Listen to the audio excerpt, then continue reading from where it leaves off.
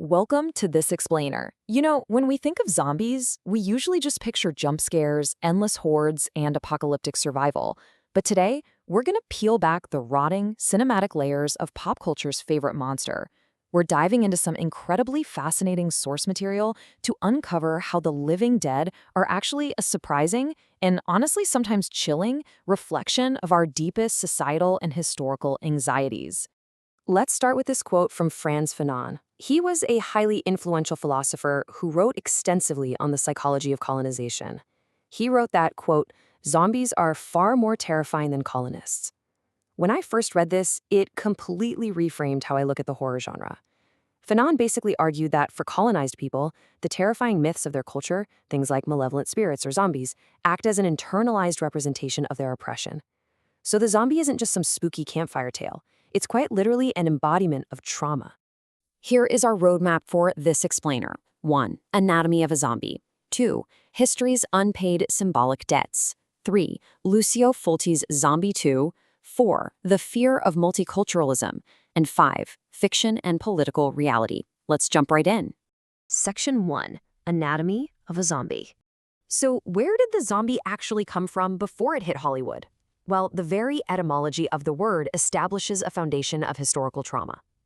The modern English word zombie derives from the Kimbundu term nzumbi, which translates to ghost. Right from its linguistic origins, it acts as an uncanny presence brought back from the dead. It's something that was supposed to be gone or forgotten forever, suddenly resurrecting to haunt the present. Turns out, long before they wanted to eat our brains, they represented our historical baggage. What's really fascinating about these early zombie tropes is how perfectly they parallel the ultimate colonized subject. The cinematic zombie originated in Haiti, and scholars point out that the oppressed status of these fictional black zombies directly paralleled the African slaves brought to the Caribbean. The trope was actually popularized in the U.S. during their colonial occupation of Haiti between 1915 and 1934. The zombie lacks inner will, right? It's a creature born entirely of slavery and oppression. In fact, it perfectly represents philosopher Giorgio Agamben's concept of bare life, a state of existence completely stripped of civil and human rights. It's essentially the embodiment of those excluded from humanity. Section 2. History's unpaid symbolic debts.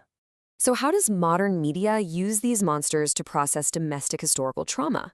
Well, if you're a fan of the TV series The Walking Dead, you probably remember the character Michonne leading two chained zombies who had their arms and lower jaws removed. When we analyze this through a historical lens, that visual undeniably invokes the haunting, brutal memory of American slavery. The show is deliberately using the imagery of the living dead to evoke a very real, very traumatic past. Philosopher Slavoj Žižek hits the nail on the head here. He calls the living dead, quote, collectors of some unpaid symbolic debt. Zombies often appear in our cultural narratives to force the living to finally confront violent, suppressed histories. They are the past that absolutely refuses to stay buried, demanding a reckoning from the present. Section 3. Lucio Fulci's Zombie 2. Let's look at how this plays out internationally, specifically in an infamous Italian horror film from 1979 called Zombie 2, directed by Lucio Fulci. Now, on the surface, the plot seems like a standard pulpy horror adventure. A ghost ship arrives in New York Harbor, our white protagonists travel to a remote, exotic Caribbean island called Matul. They discover a disease reanimating corpses, they fight for their lives in an old missionary church, and ultimately, the zombie contagion makes its way back to invade the United States. But beneath that pulpy surface, the movie is absolutely dripping with post-colonial tension. The source material points out a really stark contrast between this film and its American predecessors. In American cinema, like George Romero's classic Night of the Living Dead, the zombie apocalypse is often used as social commentary. The humans are the real monsters, and the apocalypse forces us to reconsider the existing social order. But researchers argue that Fulci's Italian adaptation does the exact opposite. It uses the monster to defend a privileged social order against an encroaching, exotic other. According to this analysis, the heroes are middle-class Westerners fighting a terrifying black peril, just to preserve their conservative status quo. The zombies aren't us. They are an external, contagious threat. Section 4. The fear of multiculturalism. To understand exactly why this ideological shift happened in this specific Italian film, we have to look at the specific anxieties brewing in Italy at the time. When we look at the historical timeline, the reasons become pretty clear. In 1972, for the first time ever, net emigration to Italy officially surpassed emigration. Italy was suddenly becoming a destination for African immigrants. At the exact same time, in the late 1970s, new critical historical studies were being published that finally exposed the suppressed, brutal reality of Italian colonialism in Africa. And right in the middle of all this, in 1979, Zombie 2 hits theaters. These intersecting timelines show a nation simultaneously facing an influx of African immigrants and a massive resurgence of repressed colonial guilt. It was basically a perfect storm of cultural anxiety. Because of this, the analysis notes that Zombie 2 acts as a fascinating barometer for these societal fears. The film projects the internal anxieties of multiculturalism onto an exotic enemy. For example, it depicts voodooism, described in the film as a fusion of African animism and Christian belief, as inherently dangerous. Visually, the film indulges heavily in the fear of miscegenation and interracial violence. Ultimately, the researchers suggest the film reassures its audience by violently reestablishing cultural norms and preserving the privilege of its Western protagonists. Section 5, Fiction and Political Reality. This brings us to the final and perhaps most fascinating part of our explainer, how fiction directly mirrors political messaging and how the visual language of horror films frequently bleeds into real-world political propaganda. The strategy of visualizing the other as a contagious monster is definitely not new. Think back to the 1922 German expressionist horror film Nosferatu, which showed a swarm of plague-carrying rats arriving on a ghost ship.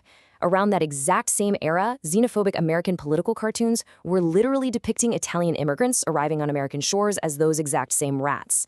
The visual language of the horror film was utilized perfectly to frame an incoming group of people as a dangerous contagion.